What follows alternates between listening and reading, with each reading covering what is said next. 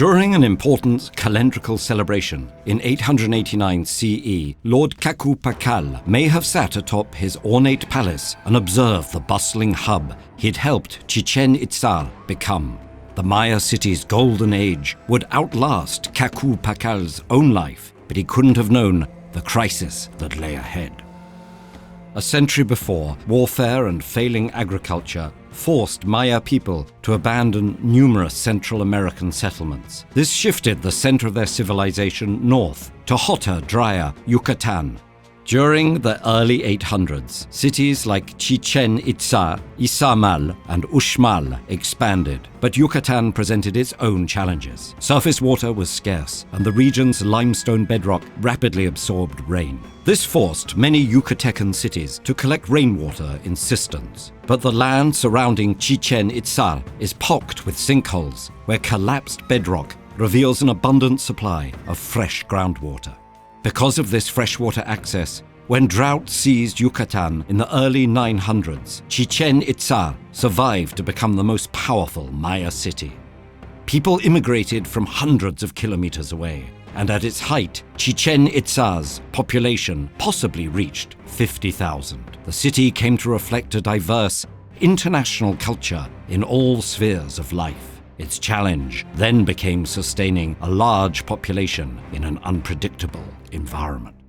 During the 10th century, following Kaku-Pakal's death, Chichen Itzá's government shifted from a focus solely on the king to a more flexible system that also included ruling councils of the city's elite. Unlike traditional Maya kings who reinforced their legitimacy with destructive wars and costly monuments, the new rulers focused largely on economic growth. They channeled the city's military might into establishing long-distance trade and political dominance. Merchant warriors traveled from coastal ports and captured valuable goods. Using obsidian, gold, copper, turquoise, and jade from various parts of Central and North America, Chichen Itzá's inhabitants crafted sharp tools and precious ornaments. They traded food, textiles, feathers, minerals, and metals, sometimes using cacao beans as currency, and they transported seafood from the coast to supplement the city's locally grown staple crops. Farming was essential to Chichen Itzá's survival.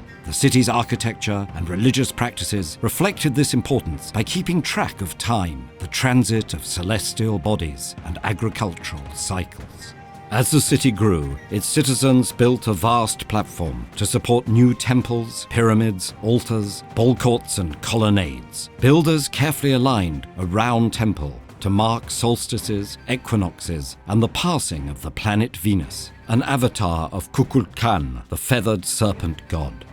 Kukulkan became Chichen Itzá's central deity, and his worship transformed the city into a center of religious pilgrimage. Architects designed a stepped pyramid and temple dedicated to Kukulkan that towers 30 meters high and features 4 stairs with a total of 365 steps, each representing a day in the solar year.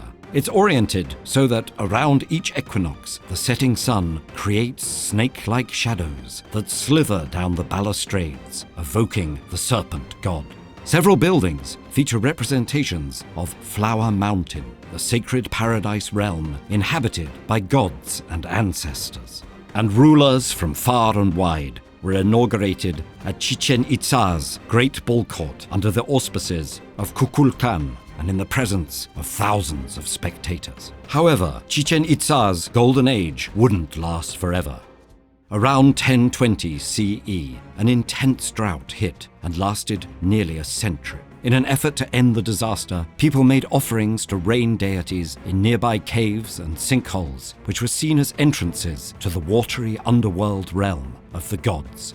Despite Chichen Itzá's natural advantages and the ingenuity of its people, the city couldn't support itself through this extended drought. Population plummeted during the 11th century, and many people resettled on the coast.